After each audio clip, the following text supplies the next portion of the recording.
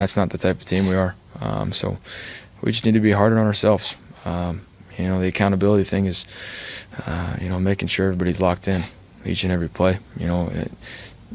I can't have eyes on everybody at every single time. Neither can the coaches. It's got to be within the position groups and making sure everybody's in the right place at the right time. When we lost the game, that's not what we came here to do.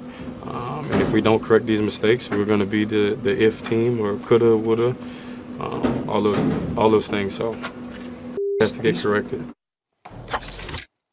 The Cleveland Browns are one of the most talked about teams this summer, filled with talent on paper. Yet here we are, halfway through the regular season, and the Browns are now 2-5 after falling to the Patriots. Our quarterback, Dan Orlovsky's here with us. Good morning. What's going on? What's up, man?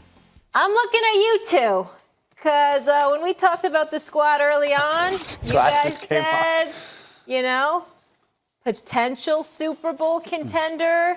You were riding that train. I thought a push for them would be a playoff win. They had to win a playoff game for the season to be a push. Yeah, but you thought there was a shot that they could go to a Super Bowl. I remember that. You can downplay and diffuse but this. that is a Super Bowl contender. Yeah. A playoff win makes you a contender. Okay. Thank you for explaining that. Have you officially jumped off the bandwagon, Max Kellerman? No, not officially. Maybe unofficially, I'm looking for the lifeboat. But look, I said you can also check tape. I could see them 3-4, worst case scenario 2-5 after 7 games. Because when I looked at the schedule, first of all, whenever a team first comes together, especially when you take a pass protection like Zeitler off the offensive line, that stuff takes a minute to gel. Plus, they had a kind of rough schedule early. So I thought. Did you just say a minute? Yeah. So I thought, look, 8 weeks. I thought 3-4 was more likely, or 4-3, but I could see 2-5. But then a funny thing happens in their schedule. Now they have to play well, obviously, but if the Broncos and the Bills are the tough opponents on your schedule, you've got a pretty good one. Then it's the Steelers, the Dolphins, the Steelers, the Bengals, the Cardinals, who are better than you figured they'd be, but are not world beaters. The Ravens is the tough draw. And then the Bengals again. It's a very easy schedule by NFL standards the rest of the way. And if you think that doesn't play a part in how a team performs, look, as good as the Patriots are, no one comes close to them because other than the Bills, they haven't played anyone, including the Browns, who obviously don't have their act together yet. It plays an enormous part. Look, if you can win that division with 9 games, which you might be able to with 9 wins, they're going to have to reverse this kind of 2-5, go 5-2 over their next 7. But I think we will be having a very different conversation if and when that happens. They obviously cannot lose both games, Broncos and Bills. They must win at least one, if not both, to remain even to have me on the bandwagon at all. Let me tell you something, man. I listen to you here, and I love how you try to get so slick and change the narrative. I am not trying to sit up here and say that let's ignore your strength of schedule or lack thereof. We all understand that the latter part of their schedule is relatively weak compared to the beginning of this season, the beginning of their schedule. But I remember you talking about their talent.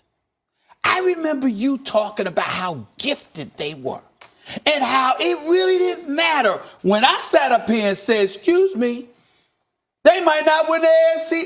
I said, I don't even have them winning the AFC North. They might not even make a wild card spot. And I got serious questions about the fact that you got a second-year quarterback and a first-year coach. It was you that raved about their relationship. It was you that raved about Baker Mayfield. Do I have it right, Molly? Are you ready for this? He's a baller. Who that remind you of? I think that was you. Now, guilty. Here we are. Here we are. Nerve. You talking up the Steelers. When are we going to listen? I know the Steelers have stunk up the joint. I conceded that weeks ago. I mean, when you open the season, get shut up by 30. I got no defense for you. But they don't have their starting quarterback. No, excuse me. I said week 1. Even when they did. Yeah. I said week 1. They have been Roethlisberger that first game. Yeah. Okay, here's the deal.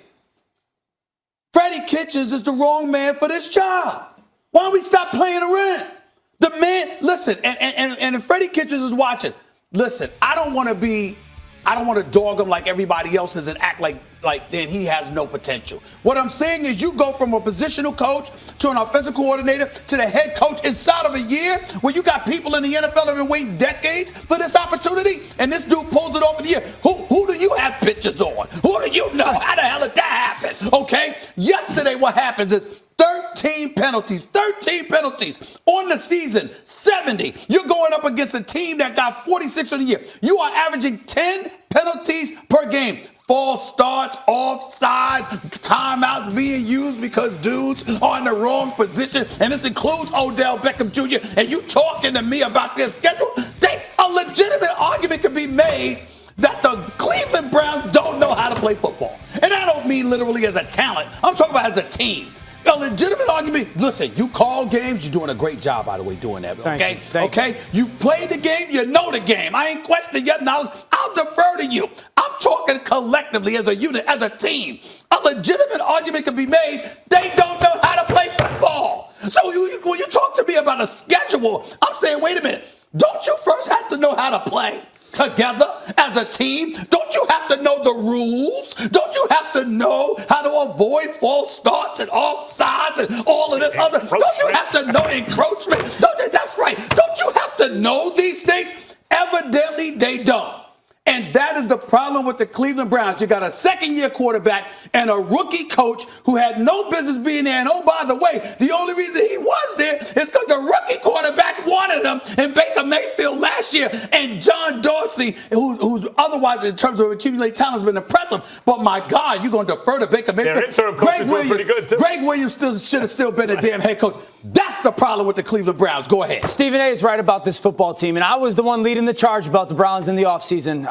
It's a big problem if you can't admit when you were wrong.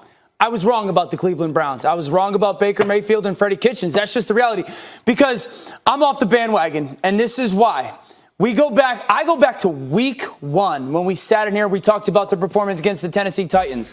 We talked about 2 things that were the major theme of that football game: penalties and turnovers.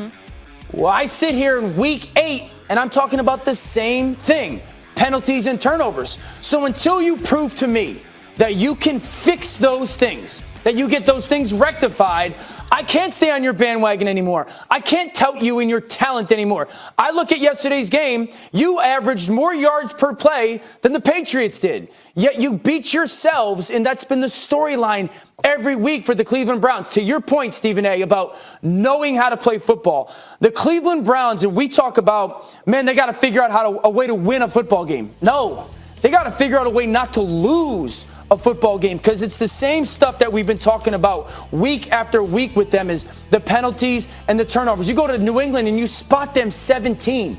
You do the one thing you can't do: turn the football over on 3 straight plays. 3 turnovers. And that's why I would argue yesterday, play caller-wise, Freddie Kitchens was good. Play call-wise, Freddie Kitchens was good. Head coach-wise, he was bad.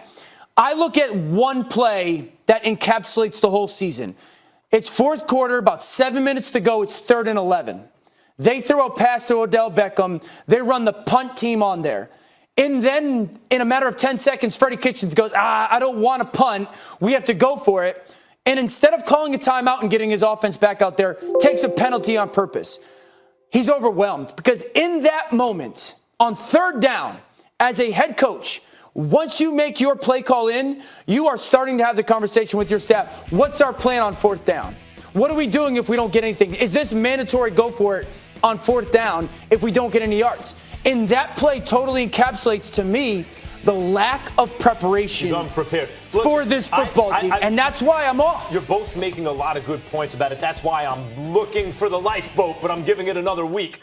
I thought this doesn't surprise me, that stuff. Although maybe this deep it surprises me that they're no better than they were week 1. I'll say this: the reason I still like them to make the playoffs, in spite of the fact I still mentioned Zeitler and the turnover and guys have to learn how to play together, rookie head coach, is they had so much talent. I thought it could be an eraser. But if you look at it, Odell Beckham has basically not gotten the ball all year. He has one TD catch on the season. Right, and Belichick, by the way, one TD catch on the season, week 2 against the Jets. Belichick doubled long one. Belichick doubled him as everyone else did. You bracket him, you do things to take him out of it. Other guys got to make plays. But when the ball came to him, he dropped it. Yeah. Like, the talent has not been the eraser. And the difference between 1 or 2 games like that being 2-5 or 3-4, 4-3 is the whole difference. I would say to you that's being a bit excessive. The inclement weather did factor into the equation. And not only that, if you ain't accustomed to seeing the damn ball, and then the first time you see it is in pouring rain with Belichick's defense going up against you, errors are bound to happen. But in the end, what it comes down to is this. Freddie Kitchens had no business being named the head coach. He was named the head coach because of a relationship with the quarterback instead of what is best for the team. And yesterday they got exposed because the New England Patriots don't do that. As you would say, Belichick's all business. It ain't about relationships. It's about what gets the job done.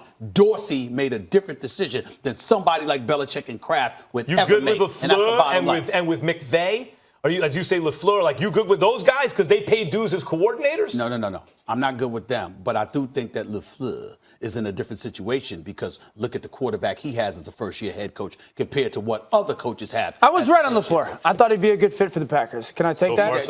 Yeah. Can I take that? That. You get one win for today. That doesn't mean he deserved it when your offense was 27th ranked as an offense. We got to leave it there. Dan sticking around. The Eagles fly north to Buffalo and come out with a huge win, but find out why you shouldn't buy the Philly special the rest of the season.